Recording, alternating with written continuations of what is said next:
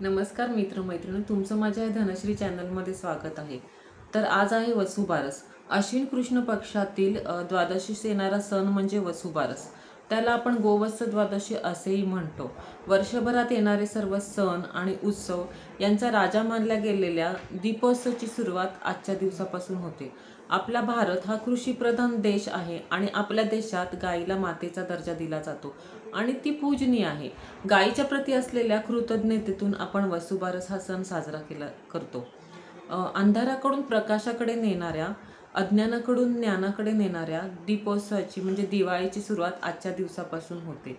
फार पूर्वी समुद्रमंथन झाले तेव्हा त्यातून 5 कामधेनू उत्पन्न झाल्या।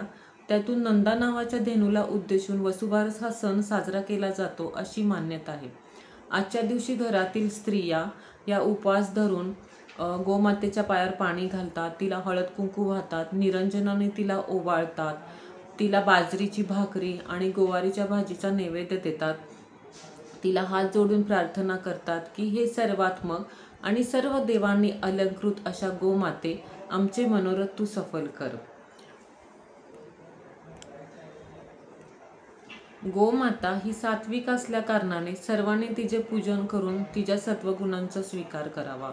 सात्विक म्हणजे आपल्या सत्वगुणांनी दुसऱ्यांना पावन करणारी, आपल्या दुधाने समाजाला बलिष्ठ करणाऱ्या, आपल्या शेणाद्वारे शेतीला शेणखत देऊन पौष्टिकत्व आणणाऱ्या, शेतीला उपयुक्त अशा बैलांना जन्म देणाऱ्या गोमातेला माझे शतशतकोटी प्रणाम।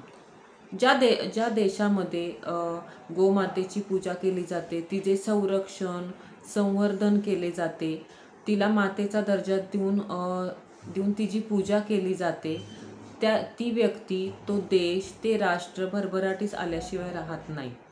तर आज आपण अंगणात रांगोळी काढून दिवे लावून दिवाळीची सुरुवात करतो। आजपासून दिवाळी सुरू होत आहे, म्हणून तुम्हा सर्वांना माझ्याकडून आणि माझ्या परिवाराकडून दिवाळीच्या खूप खूप शुभेच्छा। तर माझा हा व्हिडिओ कसा वाटला हे तुम्ही मला सांगा, लाईक करा, सबस्क्राईब करा। धन्यवाद।